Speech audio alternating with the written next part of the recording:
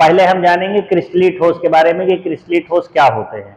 अब देखिए, क्रिस्टलीय ठोस से पहले थोड़ा सा ये आप जानो कि अगर मान लीजिए ये कोई ठोस है, अब मान लो इसको आप समझ लो ये लोहे की क्या है, ये छड़ है, तो इसको हम मान लेते हैं ये लोहे की छड़ है।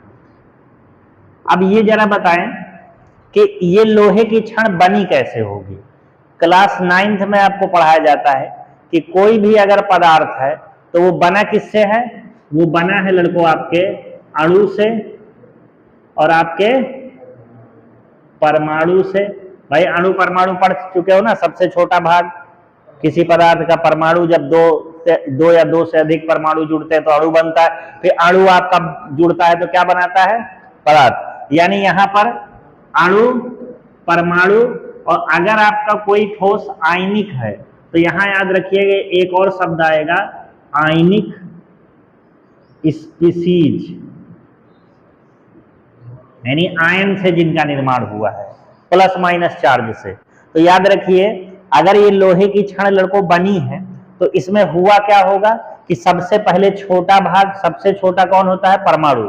अब ये परमाणु क्या हुआ होगा, 2-3 परमाणु आए आपस में जुड़े और एक आपका, ऐसे समझो ये मान लो एकदम छोटा सा, ये क्या है, ये एक परमाणु है। अब 2-3 परमाणु आपस में आए होंगे ऐसे, और ये क्या है, आपस में जुड़ेंगे, जुड़ने के बाद आपका क्या बना लेंगे, ये अणु।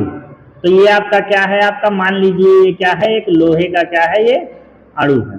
अब आपके आगे क्या होगा, ये छड़ बनने के लिए इसी तरह के अणु आएंगे, जैसे मान लीजिए यहां पर है, तो इसी तरह का ये अणु आपस में क्या होंगे, तीनों, ये मान लीजिए 3 है, इसी तरह बहुत सारे आपके अणु होंगे और ये आपस में क्या करेंगे, एक दूसरे में जुड़ जाएंगे। जब ये एक दूसरे में जुड़ेंगे तो जुड़ने के बाद आपको क्या मिलेगा, ये लोहे की छड़। यानी लोहे के परमाणु, पहले Fe के परमाणु आए, परमाणु जुड़कर क्या बनाते हैं, अणु, और ये अणु अगर आपस में आएंगे और जुड़ेंगे एक दूसरे से तो वो किसी भी पदार्थ का निर्माण कर देते हैं, यानी लोहे की छड़ बना लेते हैं। ये लोहे के परमाणु रहेंगे तो यहाँ लोहे का क्या बन जाएगा, छड़। अगर एल्युमिनियम का परमाणु है तो यहाँ एल्युमिनियम का निर्माण होगा। तो जिसका परमाणु होगा, जिसका अणु होगा या जिसकी आयनिक स्पीसीज होगी वही चीज यहाँ बनेगा। तो इतनी बात समझ में आपको आ गई होगी कि ये परमाणु जो है, यानी ये जो अणु है, इनमें से कुछ भी आप बोल दें और इन तीनों को बार बार ना बोलना पड़े, इसलिए हम इसको बोलेंगे अवयवी कण। अवयवी कण का मतलब जिससे ये बना हुआ है। अब जब हम बार बार बोलेंगे अवयवी कण तो उसके अंदर आप जान जाइएगा कि अणु, परमाणु और आयनिक स्पीसीज जिससे ये मिलकर बना हुआ है उसके बारे में बोला जा रहा है। तो यहां से हम देखेंगे कि अगर लोहे का छड़ का निर्माण होना है तो ये जो अवयवी कण होंगे ये आपस में क्या करेंगे, जुड़ेंगे।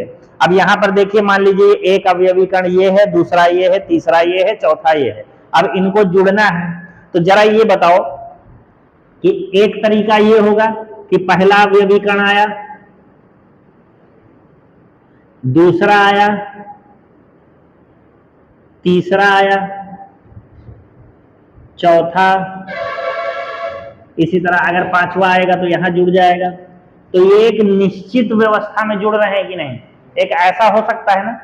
और इन्हीं को अगर जुड़ना है तो ऐसे भी तो जुड़ सकता है, एक यहां आया, एक यहां आया, एक इधर जुड़ा, एक इधर जुड़ा, पांचवा आएगा तो यहां जुड़ गया। यानी कोई भी कहीं भी कैसे भी जुड़ जा रहा है। तो जब इनके जुड़ने से आपके पदार्थ का निर्माण हुआ है तो जुड़ तो कैसे भी सकता है ना।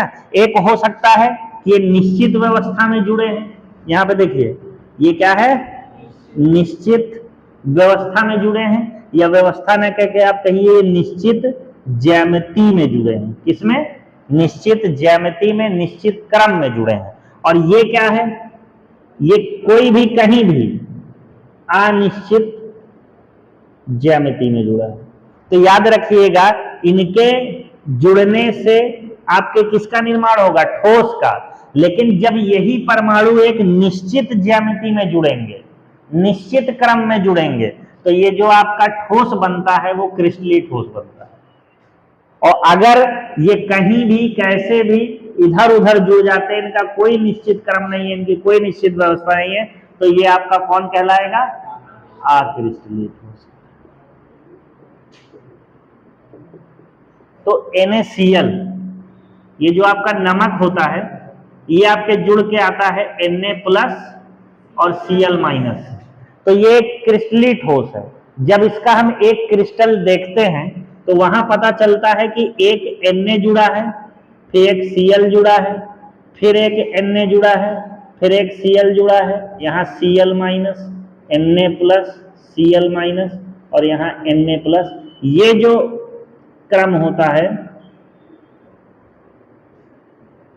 ये, तो देखिए क्रिस्टली ठोस की ये क्या है, अवयवी कण। भाई NaCl जो है Na और Cl से मिलकर बना है ना, तो अब यहाँ पर NaCl ऐसा नहीं कि कोई भी Na कोई भी Cl कहीं भी जुड़ा हुआ है, इसमें एक निश्चित ज्यामिति है। अब जैसे यहाँ देखिए Na के बाद, अब इसको कैसे भी आप देख सकते हो कि पहले एक Na है, फिर Cl है, फिर एक Na है, फिर Cl है, फिर एक Na है, फिर एक Cl है, ऐसे भी कह सकते हो। या फिर अगर नहीं समझ में आता तो ऐसे भी कह सकते हो कि सर एक Na के चारों तरफ Cl जुड़े हुए हैं। तो इसमें एक फिक्स प्रॉपर्टी है, एक फिक्स पैटर्न है। अगर कोई Na आएगा बाहर से और इसको जुड़ना होगा तो ये अपनी जगह पर ही जुड़ेगा कि भाई हमको Cl के चारों तरफ जुड़ना है तो यहां जुड़ेंगे। तो इसमें एक क्रम है कि नहीं, तो इस ठोस को क्या कहेंगे, क्रिस्टलीय ठोस। और जिनमें कोई क्रम नहीं होता है उनको क्या कहते हैं, अक्रिस्टलीय ठोस कहते हैं। अगर आपसे परिभाषा पूछता है कि क्रिस्टलीय ठोस की परिभाषा बताइए, तो वे सभी ठोस जिनमें अवयवी कण एक निश्चित ज्यामिति में व्यवस्थित होते हैं या उनके अवयवी कण एक निश्चित व्यवस्था में जुड़े होते हैं, वो क्या कहलाते हैं, क्रिस्टलीय ठोस कहते हैं। लिखेंगे वे ठोस जिनमें अवयवी कण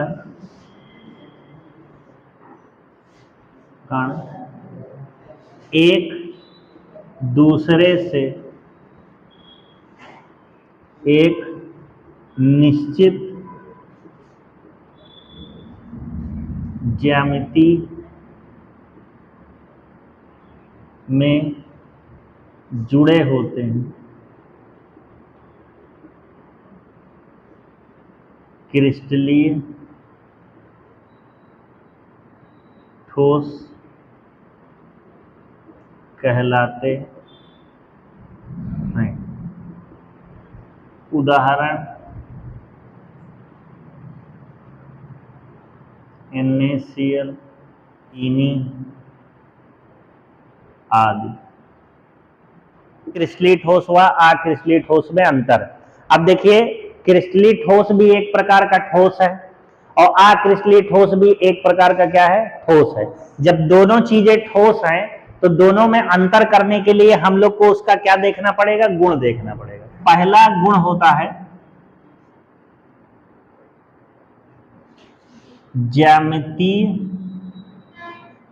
के आधार पर। पहली तो इसको जो डिफिनीशन है उसी में आ जा रहा है कि ज्यामिति के आधार पर हम लोग क्या कर सकते हैं, इसको बांट सकते हैं। इसमें क्या होगा, अभी हमने आपको बताया कि क्रिस्टलीय ज्यामिति का मतलब होता है उसके अंदर जो अवयवी कण जुड़े हैं वो किस तरह से जुड़े हैं। तो यहाँ पर ज्यामिति के आधार पर जब क्रिस्टलीय ठोसों को हम देखेंगे तो पता चलेगा कि ये क्या है, इनकी एक निश्चित ज्यामिति।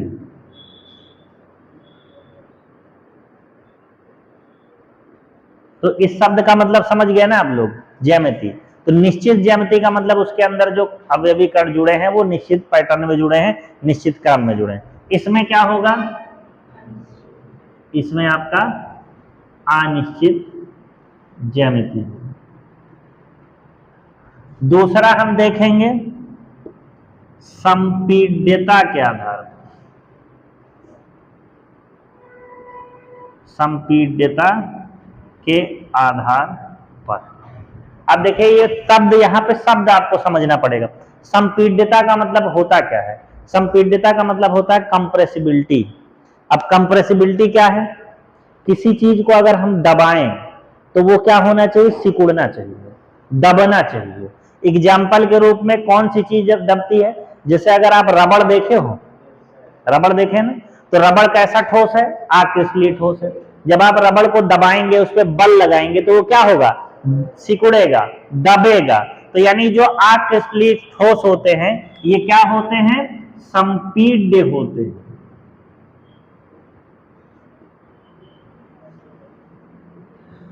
लेकिन इसी की जगह पे अगर आप नमक का एक टुकड़ा ले लें, नमक का एक टुकड़ा लेंगे, उसको अगर आप दबाएंगे तो क्या वो सिकुड़ेगा? सिकुड़ेगा नहीं, वो टूट जाएगा।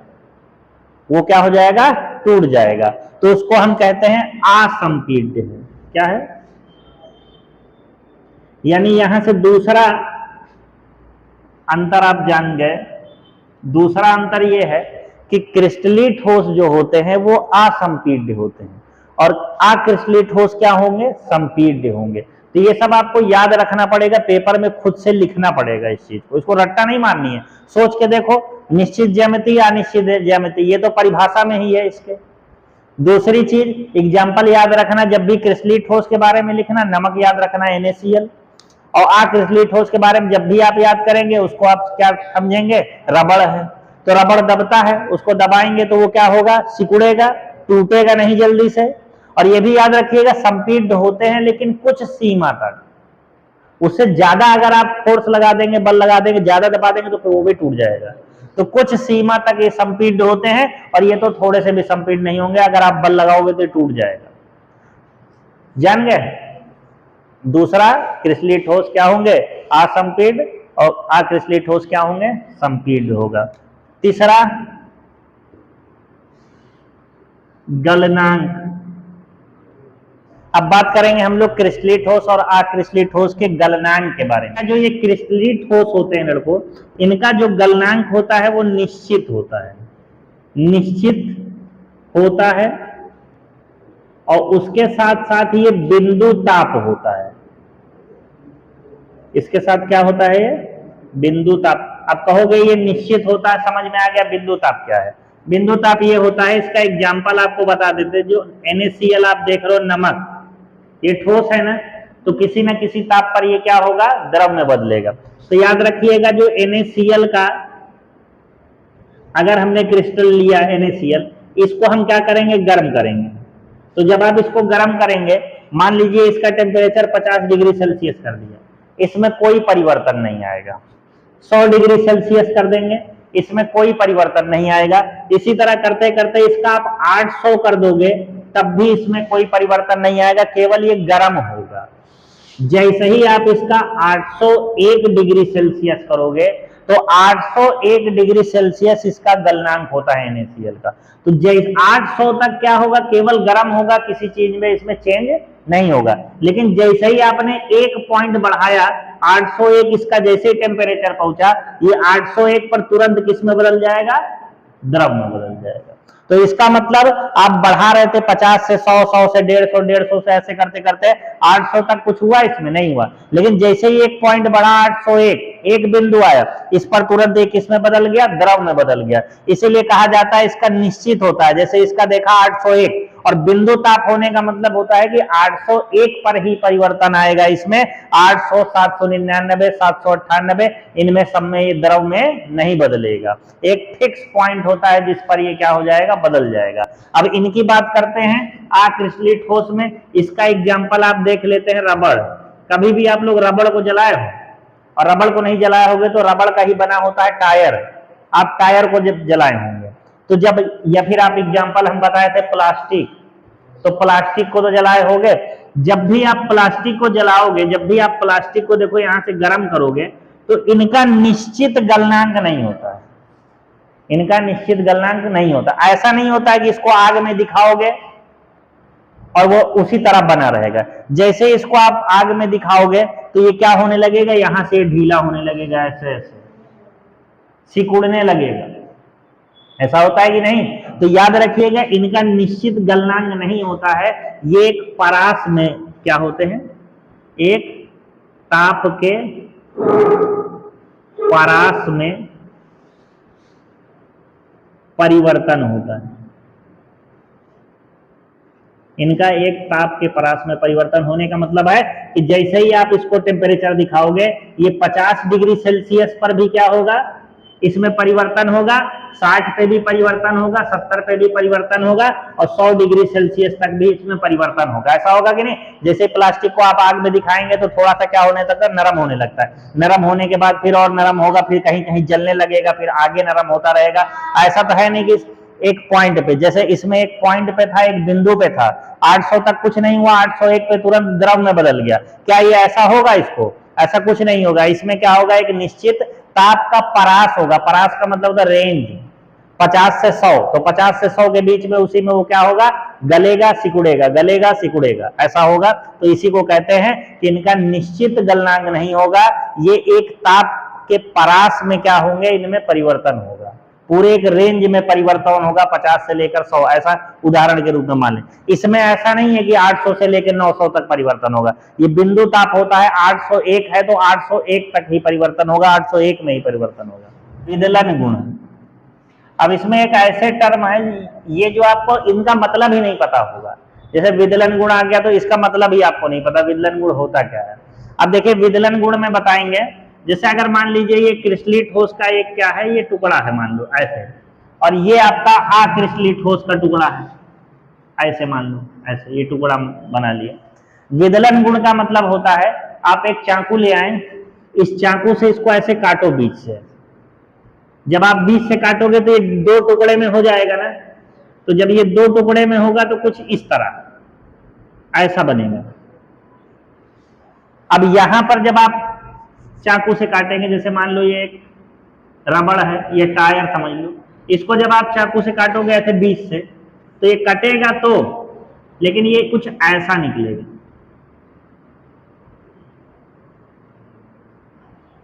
ऐसा होगा कि नहीं? किसी नमक के क्रिस्टल को धारदार औजार से जब आप काटेंगे तो वो एकदम, उसमें जो नई सतह निकली, इसके अंदर वाली की सतह को क्या कहेंगे हम लोग? नई सतह। ये पूरा जो था, पूरा एक था, उसको जब बीच से हमने काटा तो इसके अंदर की जो नई सतह है क्रिस्टलीय ठोस होगा तो चमकदार होगी, चिकनी होगी और स्पष्ट होगी, एकदम क्लियर होगी, चमकदार होगी। और जब आप टायर काटेंगे तो जो नई सतह इसके अंदर की निकल रही है, हाँ, नई सतह क्या होगी? खुरदुरी व अस्पष्ट होगी, मतलब साफ नहीं होगा। तो इसी चीज को कहते हैं विदलन गुण। विदलन गुण का मतलब होता है किसी चीज को अगर चाकू से काट के देखा जाए तो वो कैसा दिखेगा। तो जब काट के देखोगे तो जो नई सतह है उसी को तो देखोगे, इसके बाहर तो देखना नहीं है। तो जो नई सतह रहेगी वो क्या होगी? चमकदार होगी, चिकनी होगी और स्पष्ट होगी। किसके अंदर? क्रिस्टलीय ठोस। जितने क्रिस्टलीय ठोस होंगे जब उनको आप काटेंगे तो उनकी सतह एकदम साफ साफ दिखेगी, और जितने अक्रिस्टलीय ठोस होंगे उनको जब आप काटेंगे तो खुरदुरी। टायर को काट लीजिए, प्लास्टिक को काट लीजिए, कैसा दिखेगा? जहां पे कटा है वहां हमेशा खुरदुरी रहेगी। देखो अगला अंतर है अपना दैशिकता। अब ये दैशिकता क्या होता है? देखिए दैशिकता का अर्थ होता है अलग अलग दिशाओं से देखना। ऐसा समझो कि अलग अलग दिशाओं से हम क्या करेंगे? इसको देखेंगे। अब जैसे यहाँ पे समझो, अगर ये NaCl का एक क्रिस्टल है, NaCl का क्या है? ये क्रिस्टल है। अब NaCl के इस क्रिस्टल में किसी लड़के को हम कहें इधर से देखो, कहां से? इधर से, तो वो देखेगा और पूछेंगे बताओ क्या दिख रहा है? तो कहेगा सर एक Na दिख रहा है, फिर उसके बाद Cl दिख रहा है, फिर Na दिख रहा है, फिर Cl दिख रहा है और फिर Na दिख रहा है, और देख के हमसे बताएगा कि सर एक Na के बाद एक Cl, फिर एक Na के बाद एक Cl, फिर एक Na के बाद एक Cl है। तो इस दिशा से एक लड़का देख रहा है तो उसको क्या दिख रहा है? NaCl अल्टरनेट दिख रहा है, एक के बाद एक के बाद एक। फिर इसके बाद अगर एक लड़के को हम पकड़े और इस दिशा से कहें कि बेटा देख यहाँ पर ऐसे, तो यहां से जब देखेगा तो कहेगा sir Cl Cl Cl Cl, कहेगा केवल Cl दिख रहा है। ऐसा है ना, केवल Cl का परमाणु आपको दिख रहा है। तो केवल Cl Cl, फिर Na वाला अलग होगा, Cl वाला अलग तरह होगा, Na वाला अलग तरह होगा, Cl वाला अलग तरह। तो यहाँ से एक के बाद दूसरा, दूसरे के बाद दूसरा, दूसरे के बाद ऐसे दिखेगा, और यहाँ से एक ही जैसा Cl Cl Cl दिखेगा। अब इसके बाद अगर किसी को हम यहाँ बैठा दें, इस दिशा से देखने को बोले, कहें देखो कैसा दिख रहा है, तो कहेगा sir Na Na Na Na Na, यानी इस दिशा से देख रहा है तो NaCl NaCl NaCl, इधर से देख रहा है कोई तो Cl Cl Cl, इधर से देख रहा है Na Na Na, इस तरह करके। तो ये अलग अलग दिशाओं से अलग अलग दिख रहा है ना। तो याद रखिएगा ये जो क्रिस्टलीय ठोस होते हैं ये विषम दैशिक होते हैं। विषम का मतलब अलग और दैशिक मतलब दिखना, ऐसे समझ लो।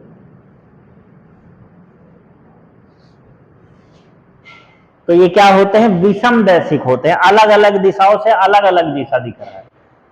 अब इसके बाद यहां देखो जरा, ये किसका परमाणु हमने बना दिया, ये रबड़ के बने हैं। तो रबड़ का ये है, तो इसमें कोई निश्चित क्रम तो होता नहीं है, कोई भी कहीं भी जुड़ा हुआ है। जैसे आप एग्जाम्पल समझो, किसी मेले में आप जाओ और कहीं आपको खड़ा कर दे, खूब मेला है, खूब भीड़ लगी है, और वहां से किसी भी दिशा में दिखाए तो क्या दिखेगी आपको, भीड़ दिखेगी, कोई भी कहीं भी, कोई भी कहीं भी। इसी तरह यहां देखने को बोलेंगे तो कोई भी कुछ भी कैसे भी एक ही जैसा दिखेगा, एक ही जैसा दिखेगा, यानी भीड़ को आप चाहे जिस दिशा से देखें वो भीड़ ही रहेगी। तो इसी तरह इसके परमाणु को आप चाहे जिधर से देखेंगे एक ही जैसा दिखेगा। इसको आप अलग अलग जगह से देखेंगे, अलग अलग दिशाओं से, तो ये अलग अलग दिखेगा, इसलिए विषम दैशिक। इसको चाहे जिधर से देख लो एक ही जैसा दिखेगा, इसलिए ये क्या होगा, समदैशिक। तो याद रखिएगा, जो क्रिस्टलीय ठोस होते हैं वो विषम दैशिक होते हैं, और आपका अक्रिस्टलीय ठोस जो होता है वो क्या होता है, समदैशिक होता है।